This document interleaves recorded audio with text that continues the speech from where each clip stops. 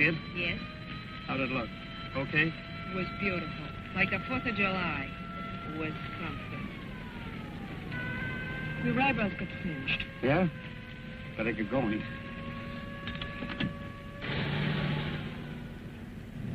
Everything's going great, baby.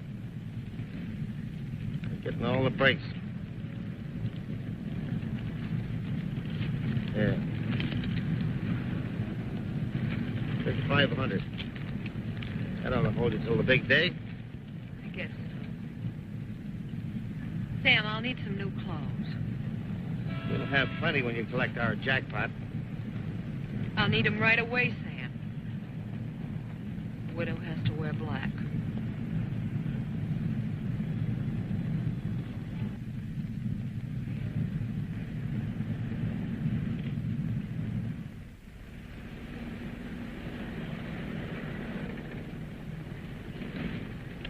We made it. It's a few minutes yet before your bus pulls out. Look, when you come to join me, take a plane, huh? Fast. With that much money, I'll travel by armored car. Don't forget to tell me how things are going here. Write to me. General Delivery, Washington, D.C., Sam Johnson. It's a dull name you picked. It's okay for now. You can pick a better when we get back together again.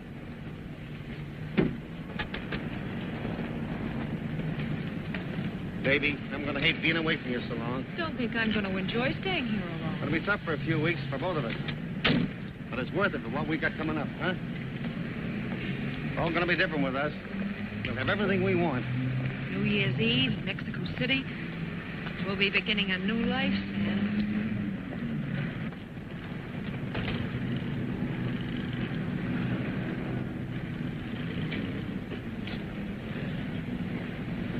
Goodbye, baby. When I tell you I'm gone forever, don't you believe it. And remember, no tears. Sam, I'll eat popcorn at the funeral. Don't you worry about that business tonight. Full of stunt like that, I must be daffy about you. So I am. This'll work out, then I'll have you. An all-time deal.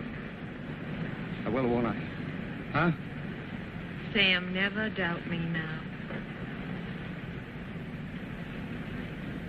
Don't forget to write me. Every day.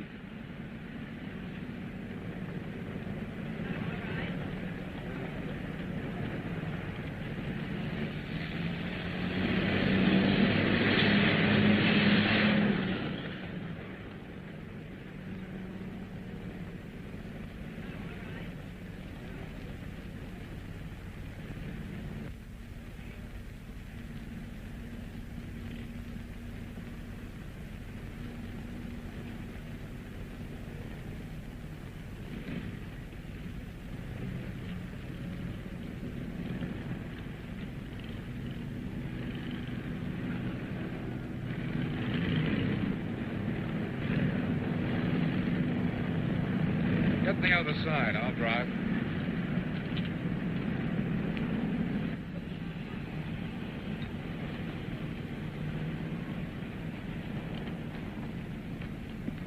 That husband of yours get off all right? Sam will soon be far away. For a long time. It's a happy thought. I forgive you for getting me down here at this awful hour. I couldn't wait to be with you.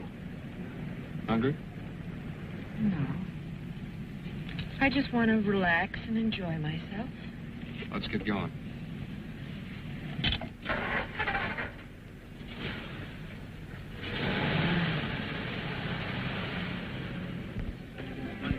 Darling, I don't understand why you aren't more enthusiastic and more grateful.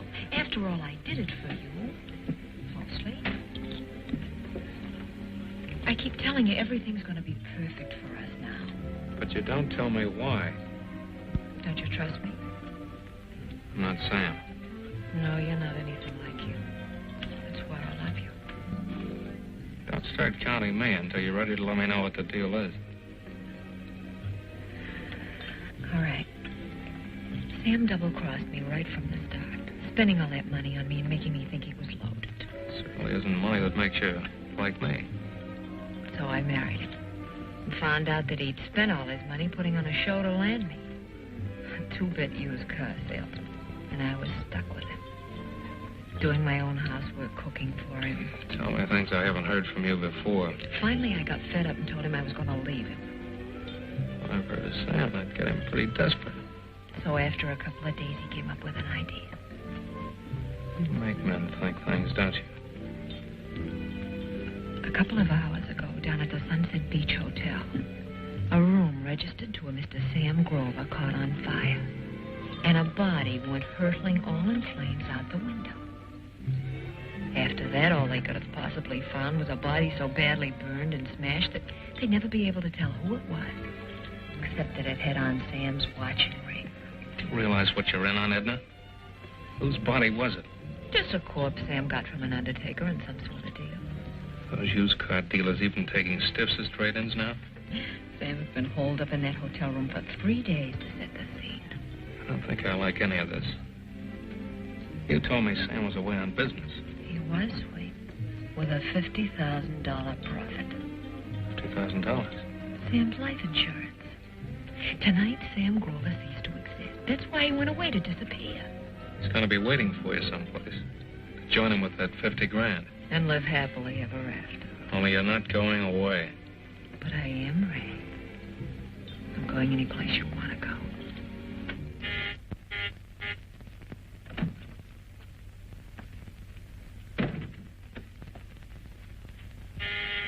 I'll be right there.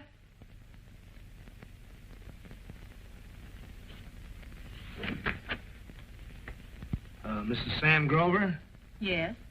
Your husband here? No, he isn't. Then I'll have to talk to you, Mrs. Grover. Oh, police? Come in. When do you expect your husband? Well, I don't exactly know. He hasn't been home in several days. Why, is he in some sort of trouble? I don't know. I'm afraid I'll have to ask you to come down to headquarters with me. Well, why? What's the matter? I'm not at liberty to say. I'll wait while you get dressed.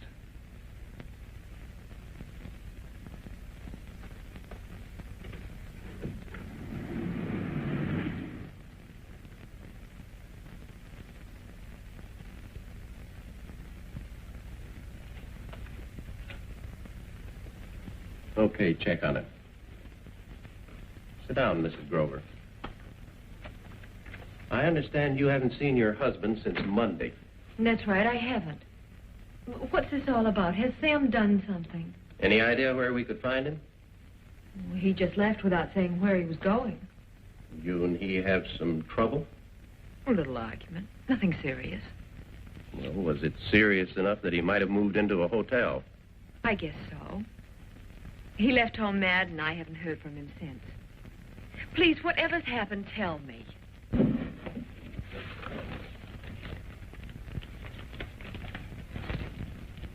Ever see these before? I don't know. They look like my husband's. The watch I gave him our first Christmas together. Where'd you find these? A room registered to Sam Grover at the Sunset Beach Hotel caught on fire. These were on the body that plunged through the window into the alley. He's dead?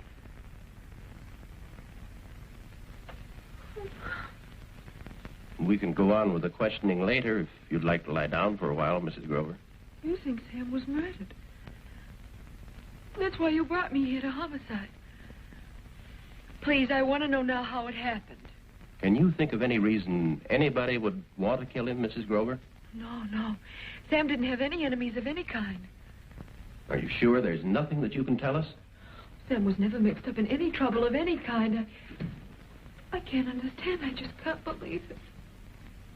They couldn't get any clear prints. Look, you must have some reason to think that this was done deliberately. Now, if somebody's responsible, I want them caught. Mrs. Grover, we haven't any evidence. There's nothing for us to work with if you can't give us some leads. All I can figure is an accident case. That's all I can say to the coroner's inquest. Accidental death.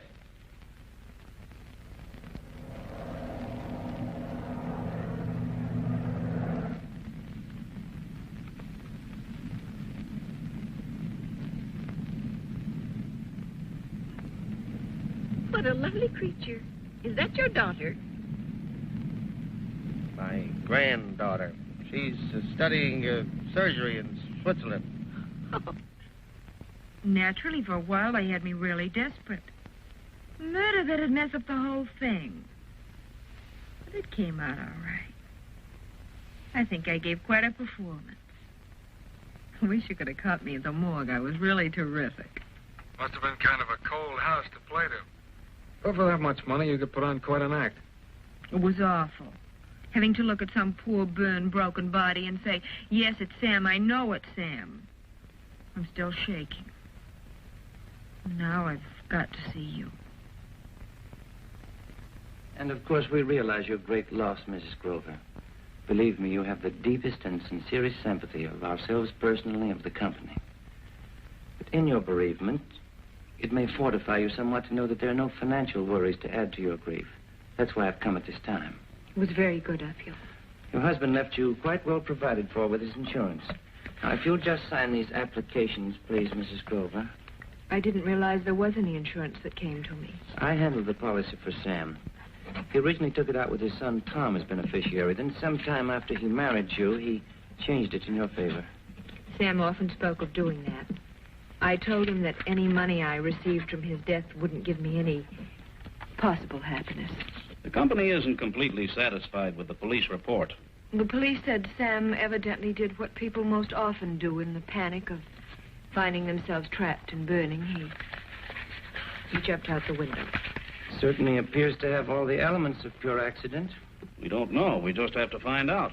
But if the police accepted it as an accident... We aren't always satisfied with the theory the police accept. It's more or less of a formality investigating any case where there's possible doubt. It's agonizing to think that there is any possible doubt. It's been so difficult for me to resign myself even to the fact of Sam being dead by this horrible accident. But in any case, Mrs. Grover, you'll receive the money. But before we settle, I'll have to do a certain amount of investigating. I understand, of course. My report ought to be ready within a week, unless there are disturbing difficulties. You'll hear from me. Bye.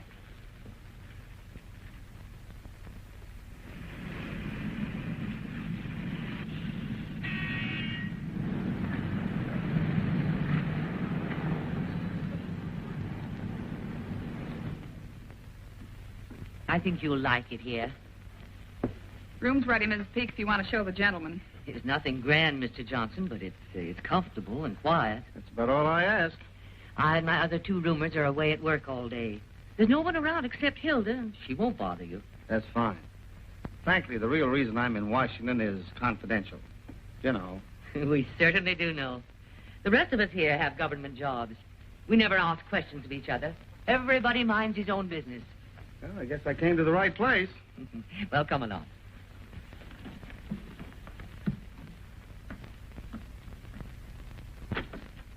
Oh, hello, Tom. Come in. Thanks. I hoped you'd come when you heard. I'm glad you're here. Are you? It isn't the same without him, is it? You haven't been around for a long time. I'm sorry it had to be these circumstances that brought you back. I want you to know that I don't hold anything against you for coming between Dad and me the way you did. I hope not. There's no reason to. It was all a misunderstanding. If having you gave my father a couple of years of happiness, that's fine with me. I tried to make him happy, Tom. I like to feel that I did. And believe me, I don't hold any resentment about Dad changing the insurance policy so you get the money. Oh, I never wanted him to. I didn't know anything about it until yesterday. He wanted to leave you well fixed, and he did. You'll be all right. I'm going to give you your share, Tom. I'm sure Sam would expect that. Thanks, Edna. I don't want any of the money. I'll get along okay on my own. I want to be sure. Did you get married yet?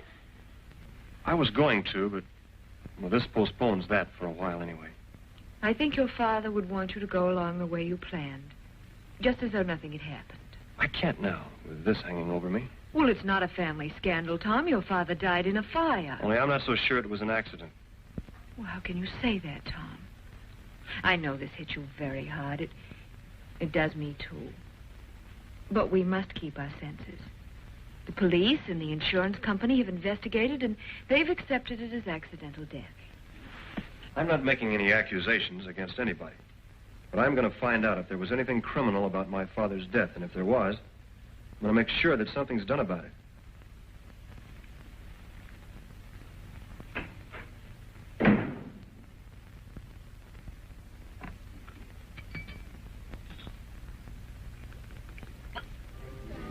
I don't know what I figured I could find out from her. Just a wild idea that I could tell something by the way she's taking it. She's smart. she'd been putting on a big crying act, I'd have been sure she was faking to cover up something. Are you going back to the police?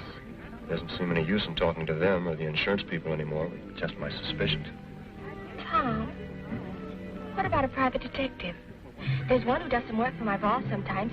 He seems to be pretty good. You probably cost too much. He's sort of eccentric. He may take the case cheap if it interests him. That's exactly what we've been saving our money for. I want to do all I can. I know your father meant a great deal to you. I can't just stand still and take it the way he died. Maybe we will talk to that investigator friend of yours.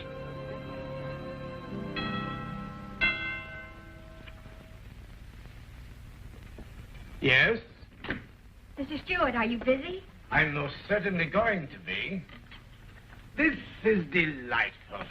You're here at last. My dear, you're being followed, did you know? Mr. Stewart, this is my fiancé. Your fiancé? How do you do? How do you do? You depress me deeply, Marilyn. However, I shall subject the young man to a thorough investigation and advise you whether to proceed with matrimony. Tom needs your help, Mr. Stewart. Really? I think I'm qualified to help you out of any trouble. Oh, do come over and sit down.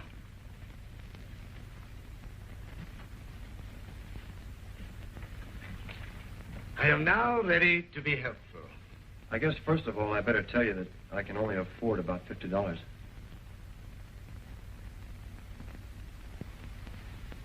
I'm very glad you did tell me that first. A sudden lethargy has descended upon me. You may now tell me, young man, what troubles you, $50 worth. Go ahead, please, Tom. Okay. Mr. Stewart, the other night, my father, Sam Grover. Sam Grover? I find I must apologize for my earlier levity. And you are here, obviously, because there is some question in your mind concerning the circumstances of your father's exit from this pleasant little world. Uh-huh. Only it isn't so pleasant to me right now.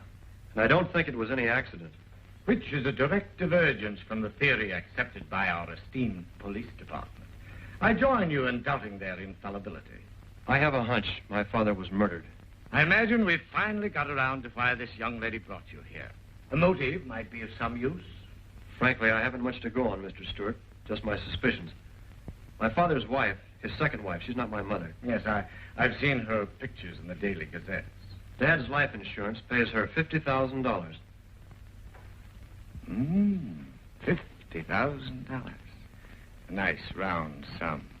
I think we may well consider Mrs. Grover our #1 suspect. And you have indeed a motive, laddie. I am intrigued by the possibilities. I shall give the matter definite consideration. I guess you'd want the $50 now. Not a franc till I come up with something tangible. I shall get in touch with you when I have something stimulating to report. You're being awfully kind, Mr. Stewart. Yes, I suppose I am. Goodbye. Goodbye.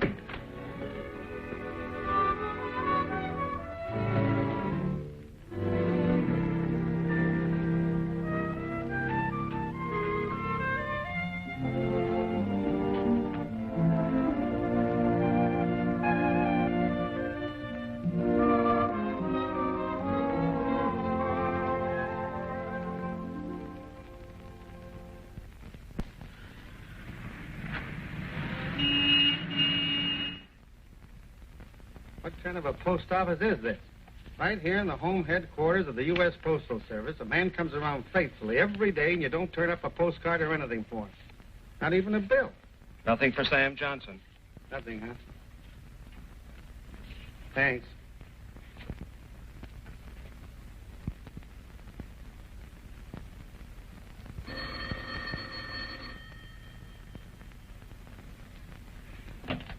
Hello? Edna? Yes? Sam, Edna. Sam? Where are you? I'll call you back. Someone's coming.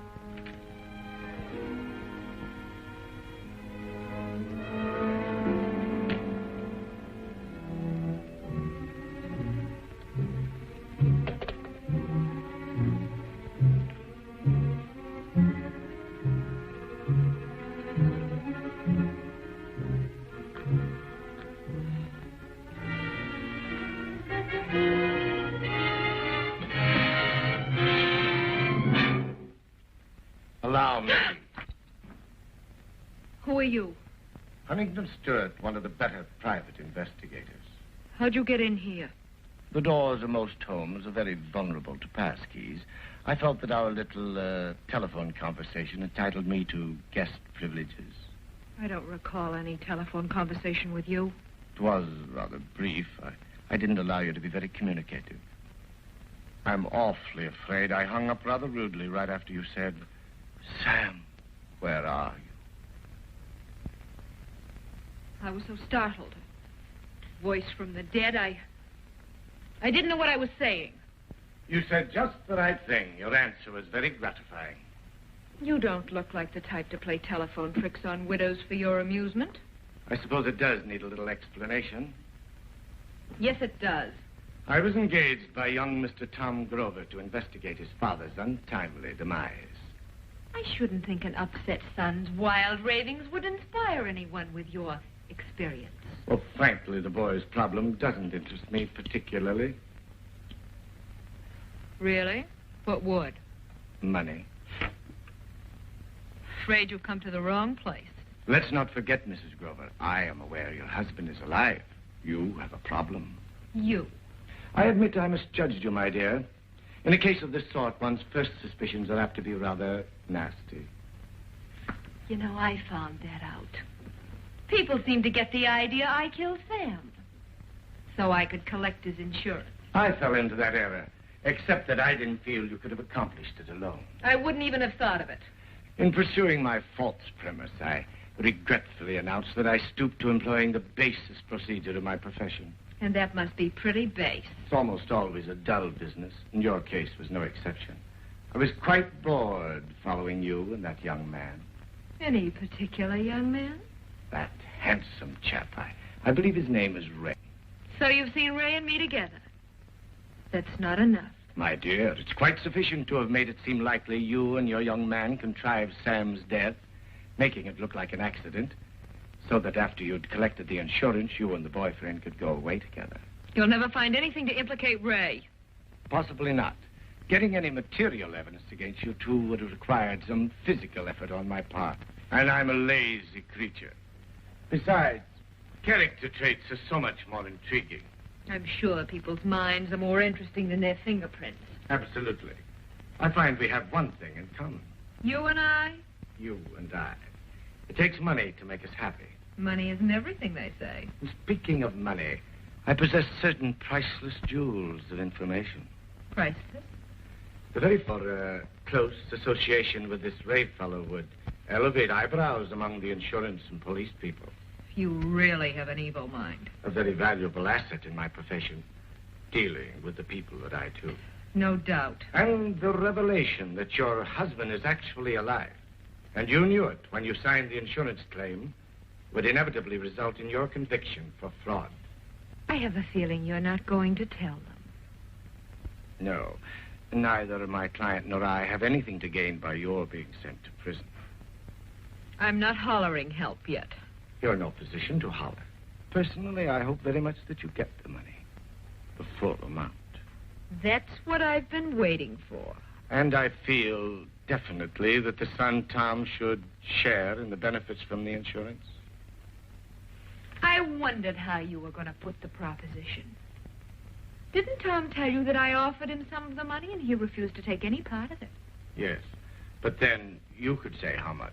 Now I'm in the position to name the amount. How nice for you. I feel that 5,000 would be a fitting sum. The lad wants to get married. I suppose you realize I won't get any 5,000 until the insurance company pays off.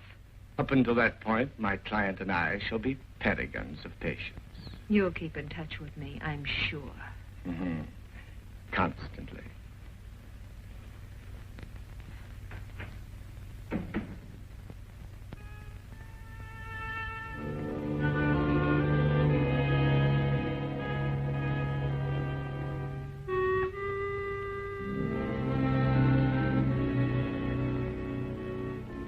No jackpot yet, honey. Mainly because young Tom managed to complicate matters. So there's been some delay. But relax, everything's okay now. The money ought to come through within another week or so, and then you can expect me. Very soon. am sending you a nice gift package of California fruit, which you must miss terribly back there. You see, I'm thinking about you. So take it easy, old boy. I know you must be nervous, so am I. Only there's nothing to worry about. But please, Sam, don't get upset and do anything crazy, please. Just stay planted there, lay low a little longer. And as soon as I get the money, I'll be on my way to you. Love, Edna.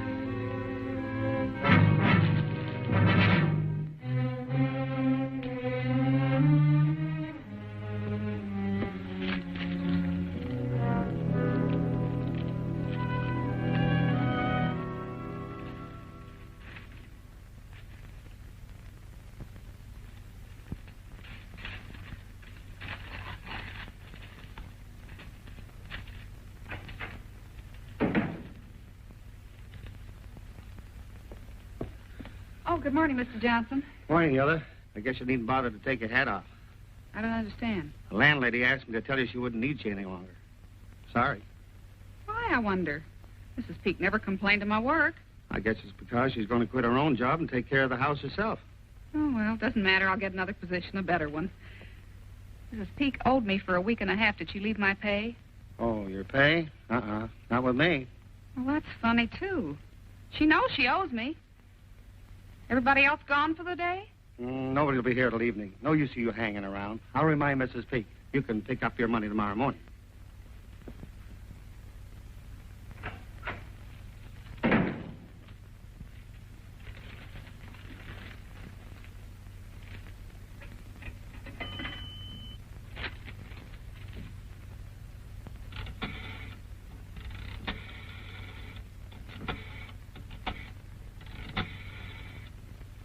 You've got a lot of nice, solid, substantial stuff here.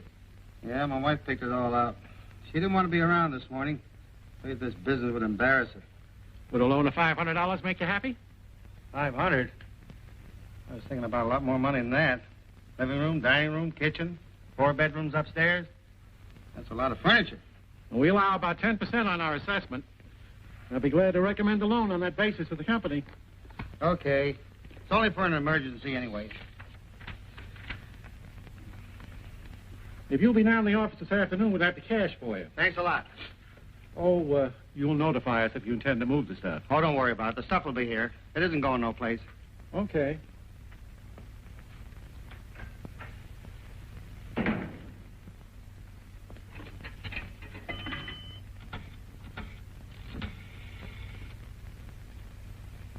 Give me the number of the American Airlines.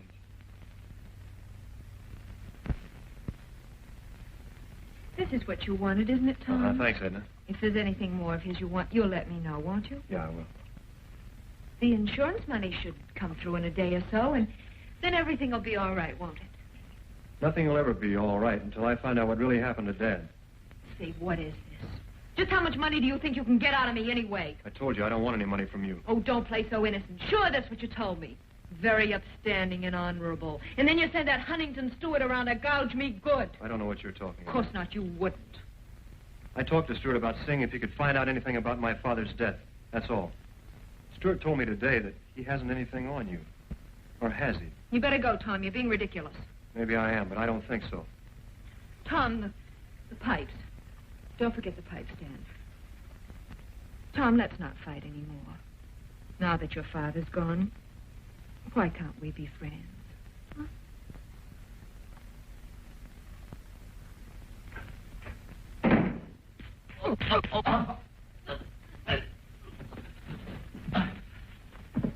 You lied to me. You told me you didn't have anything on, Edna. Now talk. I can't explain with you throttling my vocal cords. All right, now what do you know that's worth money to Edna? I find it impossible to express myself intelligently under the constant threat of your violence. May I sit down? Okay, I'm waiting, Stuart. Do you know Ray Belden? No, who is he? A handsome young friend of Edna Grover's. I might say a very good friend. Now we're getting somewhere. When I was able, by my Machiavellian machinations, to learn of their association... Go on. It seemed quite possible that Edna and he had conspired to do away with your father. So they could have each other and plenty of money besides. That's it. We've got it. That was my conclusion. And may I rise now? I should like to repair my appearance.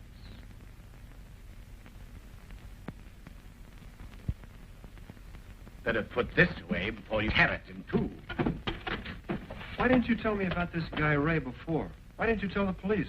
I didn't tell the police because the deed seemed to have been accomplished so adroitly there was no evidence. All we could possibly prove was motive. I had what I believed was a better plan. Yeah, sure. Use what you knew to put the bite on Edna and make yourself some money out of my father's death. My dear boy, my plan is for you to receive the benefit from the insurance. You think I want any part of the proceeds from my father being murdered? I quite see your point. A very admirable attitude. I don't like you cutting yourself in either. Lay off, Edna. Got my own ideas about what to do with her and that guy.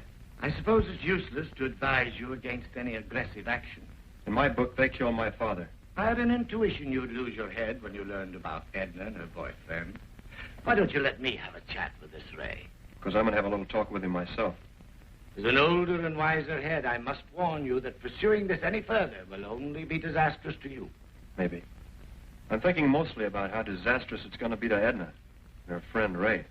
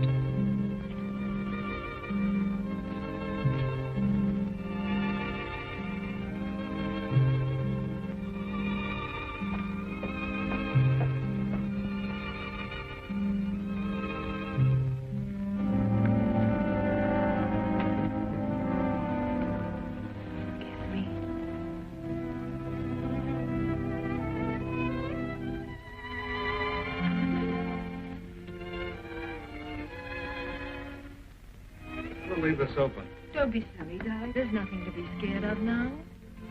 This is our last moment together for 3 long weeks.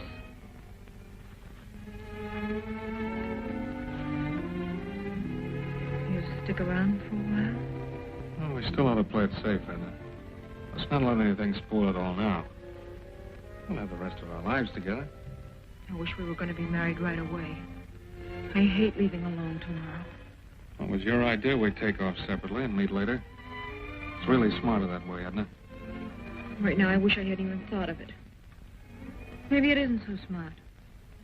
Maybe you won't come to join me. I'll be following right behind you. Frisco, then Diamond Head, and the boat that docks 1 week after yours. And New Year's Eve in Honolulu with you. Edna, I need some new clothes and have to get by until I meet you over there. Of course, Ray. I'll write you a check.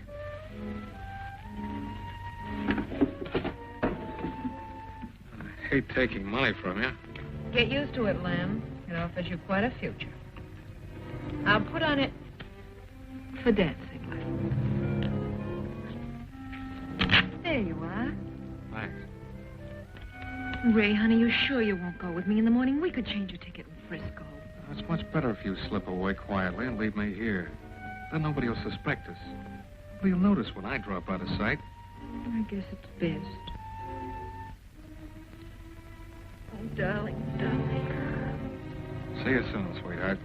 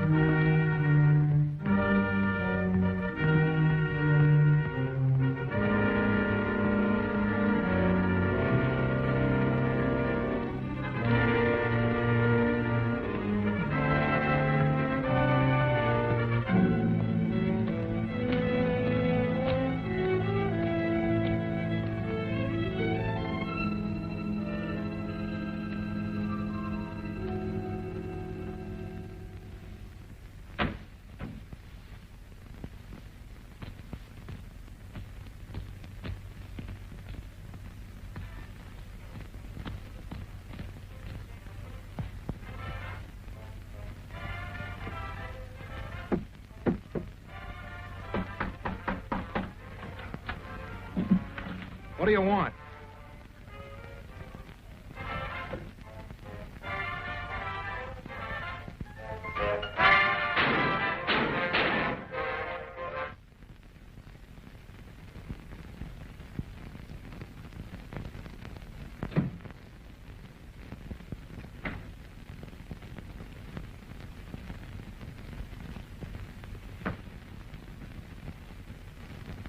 Who is it?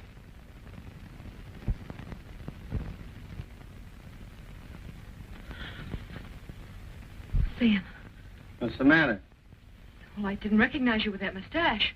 Oh, Sam, you should have let me know. I was leaving in the morning. Yeah? Where were you going? Well, to Washington, of course, Sam, to meet you. I got the money. This is a great way for me to have to find out. Well, I wrote you yesterday. There's an airmail letter on the way to Washington. You must have passed it. Where's the dough? In the bank, Sam, all safe. How much of it?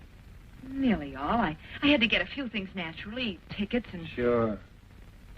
Tickets. You got the letter, didn't you, explaining what took so long? Tom complicating things and... That's all I got. And the basket of fruit. Well, Tom kept messing around trying to prove it wasn't an accident. He thought you were murdered. It's nice to know the kid still cares what happens to his own man. Nice to know somebody does. I guess I've given the kid a pretty rotten deal. He's a good boy. Who were you expecting when I came in? Who did you think it was? My girlfriend. I had to have some company when you were away. Her husband's working up in Alaska. I saw you come home with the guy. Oh, with Ray. Oh, that's Karen's boyfriend. You remember Karen. We were playing cards together. When'd you get back?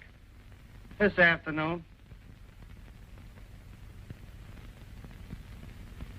Sam, what's that for? Just to make sure I get my share of the dough. Well, it's a little unnecessary. Until I get my $25,000, you're not going to have 1 minute alone. I'm tired of being alone. Listen, Sam, why split the money? We can still go to Mexico, can't we? It'd be wonderful there. Marvelous. I read about a little character place called Tasco. With what we've got, we could live in luxury there. No worries, no bothers. It'd be heavenly, Sam. There isn't going to be any Mexico. All I want is my cut of the money, and I'm getting away from here. And you.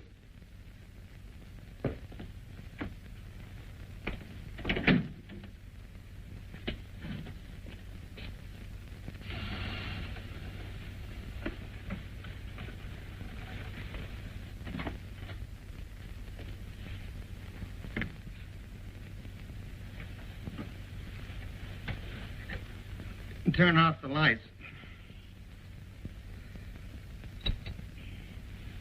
I'll be awake.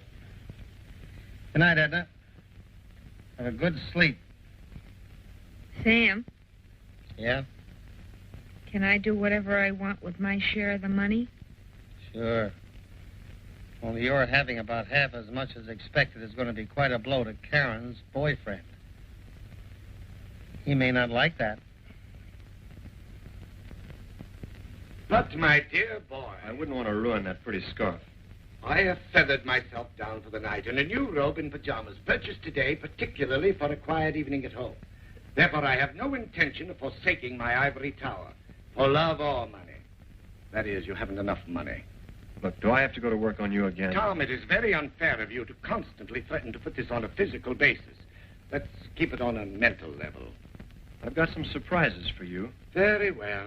What brings you charging into my sanctuary like a young bull at this heathen hour? A little while ago, somebody shot Ray Belden. 3 times. He ought to be dead. He certainly should be.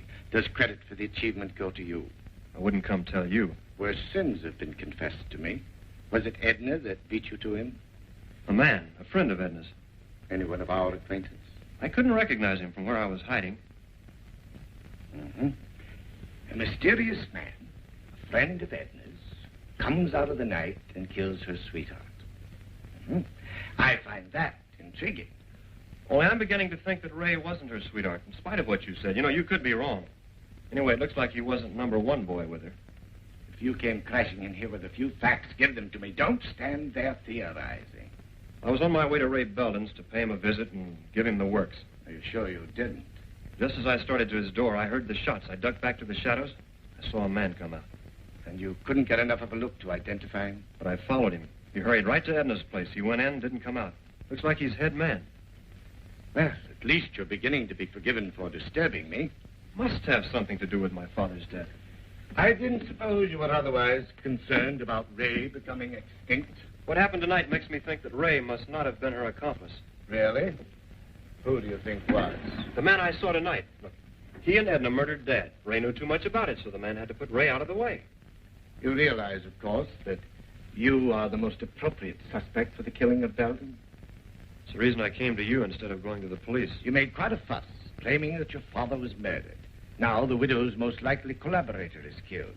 It would most certainly seem you did it for revenge. I know that. I'm in a spot. Very definitely. It would be extremely foolhardy at the moment for you to go any further. You've come to the right place. I hate to lay low now that we're hot on the trail. Stay out of sight until you get a message from me. This must be handled with the adroitness of which I am capable.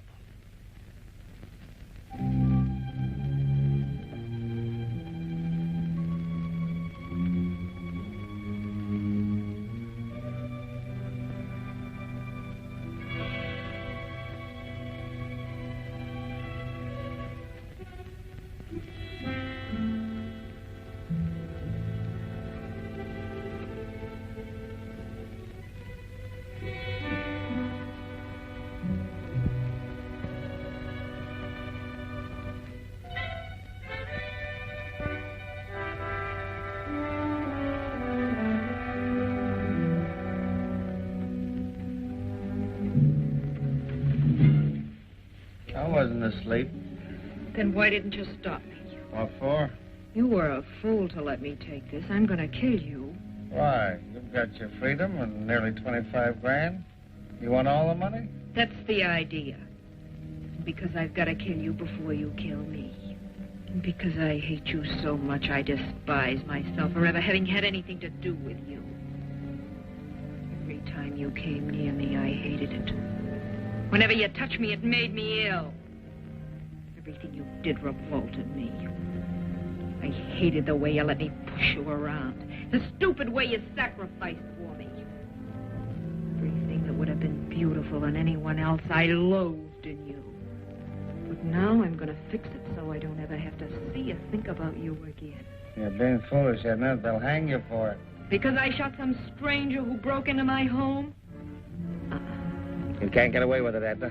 Tom, he'll recognize me. Not what I'm going to leave of you, he won't.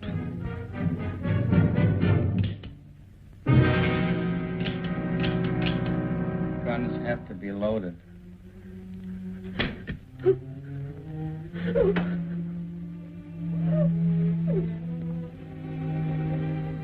It's a shame. And after that pretty speech.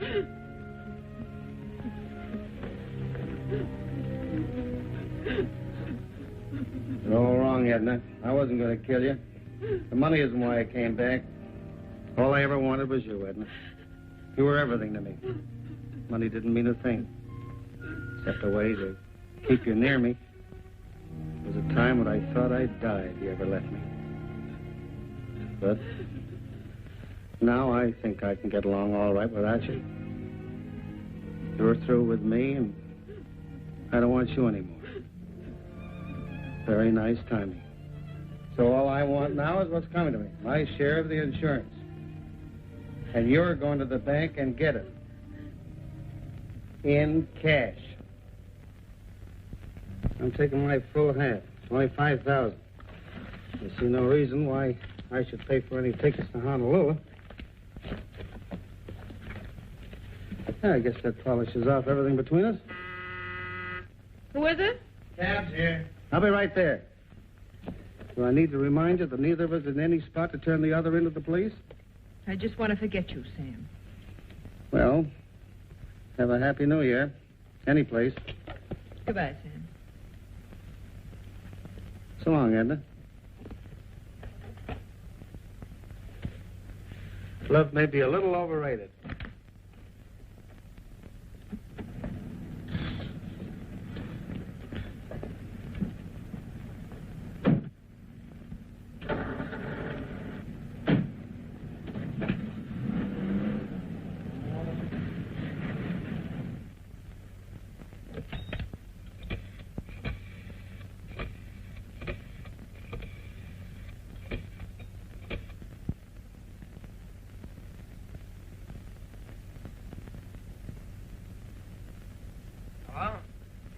Is this Crestview 53021? Yes, who's calling? Is Ray there? Yeah, he's here. Who wants him?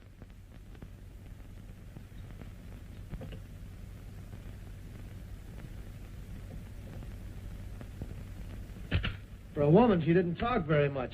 I hope there's enough for the boys to get a tracer on that call. Got something, Lieutenant. Check made out to Ray Belden for $200. Signed by a woman, Edna Grover. There he is, Lieutenant. Here's the landlord. You the one that found him? No, I was over here this morning. The neighbors have been complaining about how loud he played the radio late at night. That gives us a lot of suspects. No, I warned him several times, but last night was the last straw. About 12 o'clock, they say, the radio was blasting the walls down. That must be about the time he got it. I came over this morning to evict Mr. Belden, to tell him he had to move out. And I found him. You rented the place to anybody yet? Why, no. You got yourself a new tenant. This is just what I've been looking for. Lieutenant, could I talk to this gentleman for a few minutes? Sure, go ahead. Hello? Yeah? Mm-hmm. Got a tracer on that call, Lieutenant. The phone is listed under the name of Mrs. Edna Grover. Well, I'll let you boys finish up here. I'm going to have a talk with a blonde.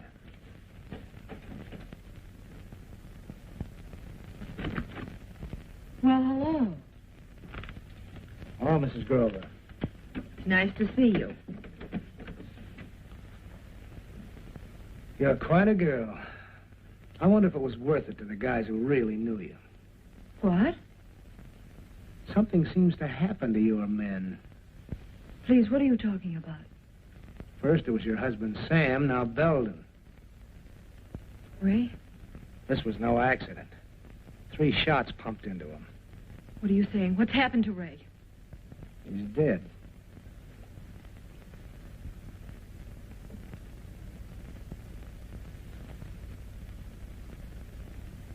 There's nothing definite that says you did it, but things tie you in. So I'll just have to take you downtown with me. He's dead. He's dead. I loved him. I loved him so.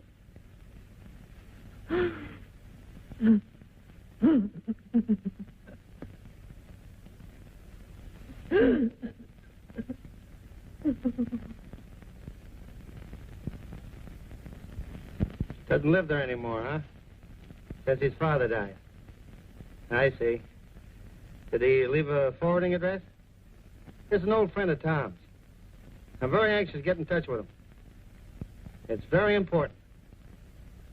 No, it's not possible for him to call me. Well, thanks anyway.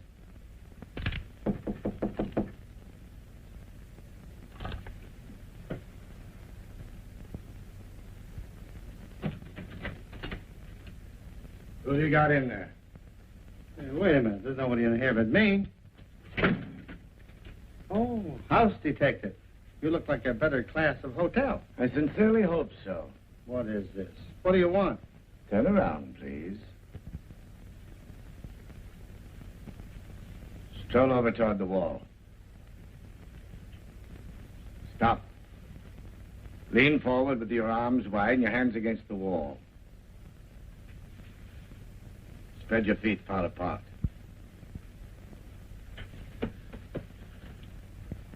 Looking for anything in particular?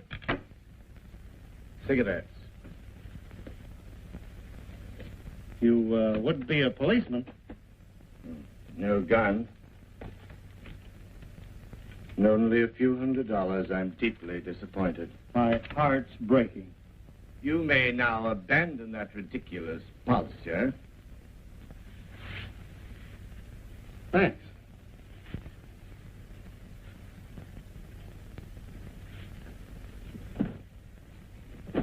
Move over and stand looking out that window. It might offer a splendid view 9 stories down. Maybe I don't like any of this. Maybe I'll make you use that gun. That is precisely why I have it handy. It would give you a lot of explaining to do to the police. I think the police would listen very attentively, and I strongly urge you to do the same. Right now, or very soon, the discovery of the body of a man murdered last night would interest the police in any possible prospects. What has that got to do with me? I think the police would be delighted to learn that last night you were seen going into the house of one Ray Belden. 3 shots later, you were the one who came out. I followed you here knowing pretty well whom I'd find, because I asked myself, who would kill Ray Belden, then spend the rest of the night in Edna Grover's apartment? And the answer came to me immediately. I thought, why, of course, Sam Grover would do the deed. And think no one would ever suspect him, because he's supposed to be dead. Did you kill your wife, too? I never heard of any of the people you mentioned, so I guess we've got nothing in common to talk about. Anyway, you can't prove that I'm Sam Grover. Have you forgotten that your fingerprints are on record? Yes, they would make you Sam Grover, Mr. G. They wouldn't make me the murderer of any Ray Belden. Perhaps you have that covered. But there certainly would be considerable interest in you as a man who swindled an insurance company.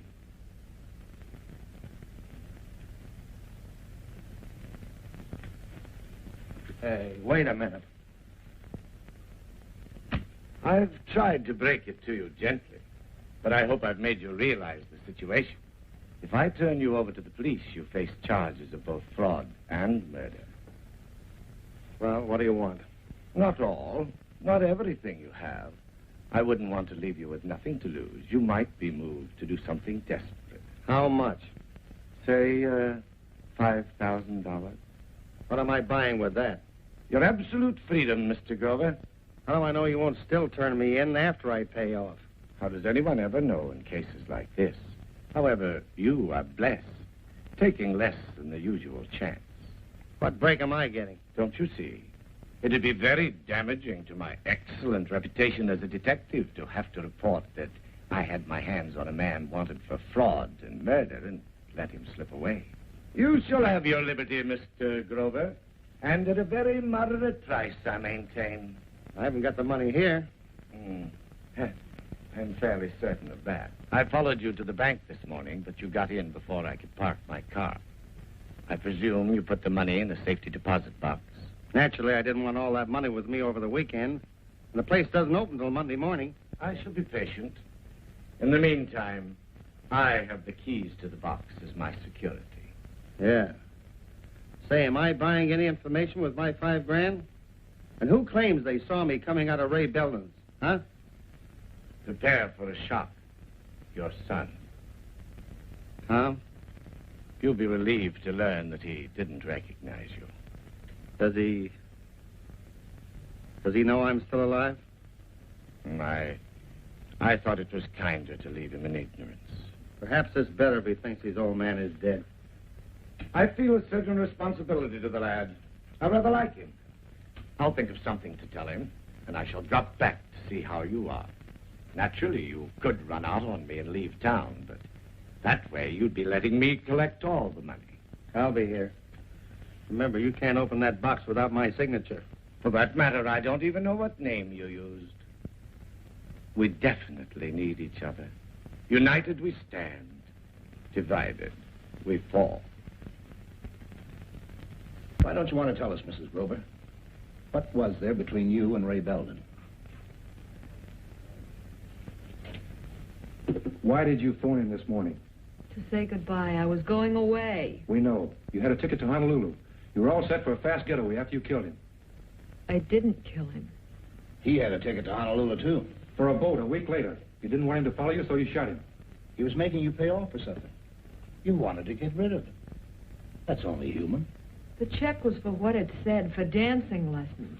I think you're on the wrong beat. If she shot him, why would she phone his place? To make sure he was dead? But what about the gun? Remember, the bullets in Ray Belden's body came from the gun we found in your bedroom. I told you I didn't know anything about the gun. Well, how do you think it got in your bedroom? Tell us. Somebody put it there last night while I was out. I went to the movies. Somebody planted it to make it look like you did the killing. Huh? Tom Grover. Who? Tom Grover, my husband's son. Mr. Hutton knows. Tom didn't think his father's death was an accident. He thought I had something to do with Sam's death. Tom threatened to kill me. Maybe you did murder your husband. And Ray Belden knew about it. That was why you put him out of the way. I didn't kill my husband, and I didn't have any reason to kill Ray. The last time I saw Ray, he was alive. You say you were home last night at the time he was killed. Who can prove that? Was somebody with you? Your last night in town. A girlfriend? Any friend? A relative? No, nobody. I was alone. Hutton speaking. Okay.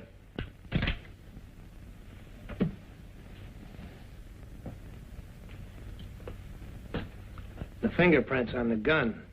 They're hers. That ought to be enough for now. That's plenty.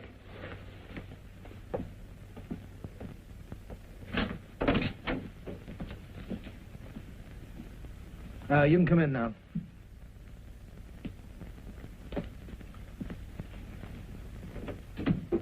Mrs. Grover, your salvation. This is Mr. Nicholas, the bail bondsman. Mrs. Grover. How do you do? That's a wonderful question. As soon as I read of your predicament, I came right over. I'm sure you'd like to be out of this oppressive atmosphere as quickly as possible. For what? To go to Ray's funeral? After that, what's left for me? Anywhere. That's absurd. You can't give up now just because Ray's gone. You'll get over the shock in a day or so. Mrs. Grover, you and I are armed with certain facts the police aren't aware of. Unless you've told them. Told them what? Who killed Ray Belden? You know? You know I didn't do it? Yes, my dear. Why should you pay for someone else's crime? You do as I say, and I think we'll be able to get you released on bail. I presume that you're prepared to pay a reasonable fee. Between the two of you, this is going to cost me plenty. But it'll be worth it. Thanks very much. No, I didn't want to talk to him. I just want to know if he still worked there. Thanks very much. Goodbye.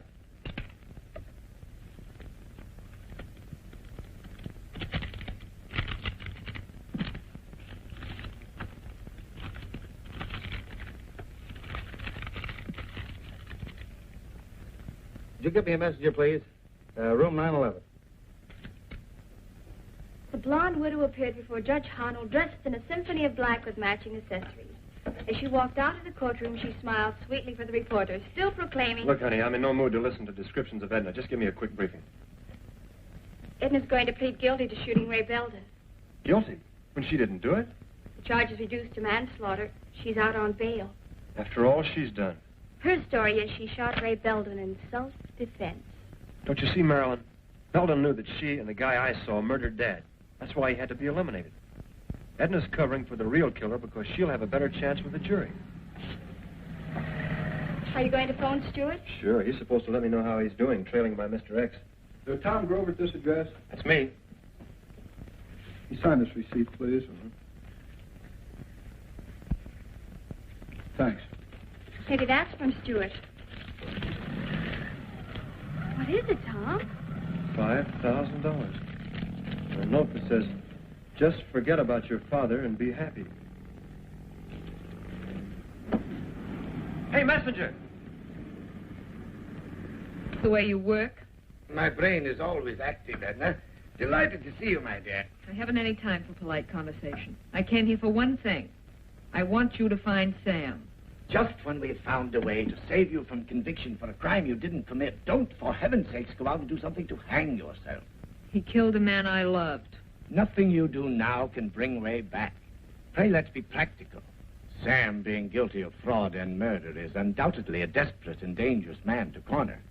Not my cup of tea. All you have to do is find out where he is. I'll take it from there. It's nearly $10,000, Stuart. I'm not even tempted. The money you gave me has made life so luxurious, I have every intention of keeping myself alive to enjoy it. I have a feeling you don't want me to find Sam. I definitely do not, for your own sake. Forget Sam. Try to forget Ray. You have a chance for freedom and a fine future. They say everybody has to pay for their sins. Funny, I always thought you were the man who collected. You've paid your debt, dear girl. Now life owes you some happiness. Let me out before you pass the plate.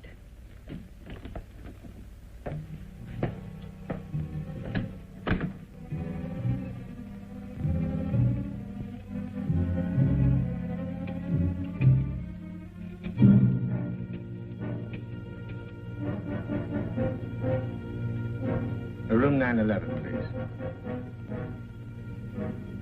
Hello, Mr. G? This is your friend. Yes. On that business proposition we were discussing, I have another bidder who's willing to top your offer. I don't believe we'd better talk on the phone. I'll drop over and see you later. Wants to be sure you're in. I'll be here.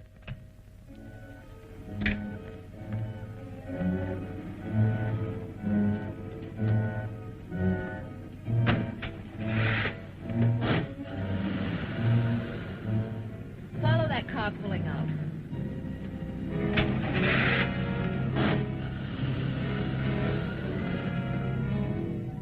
The boy's story makes sense to me. We'll pick up the killer of Belden and Grover. But they had.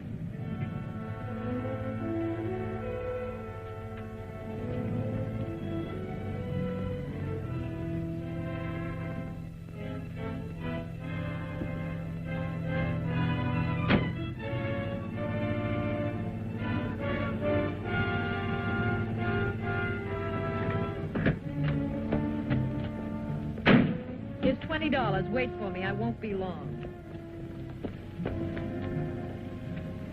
You don't think you're going to park here, do you? My fare will be right out. There ain't an open spot in the block. You may need that for a climb. What do you think, you own this street?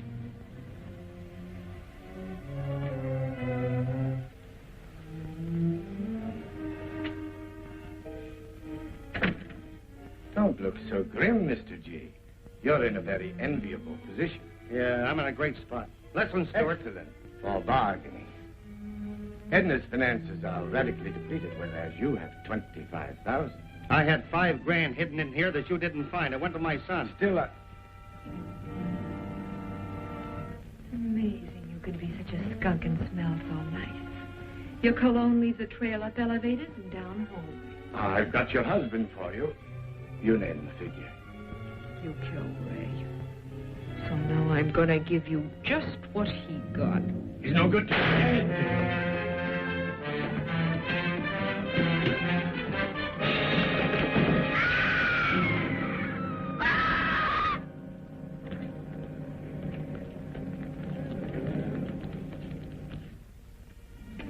Dad.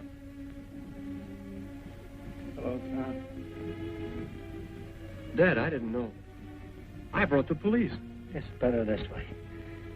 I'd rather pay the law than him. Blackmail may be the lightest rap he'll take. Me, I'll get the full treatment.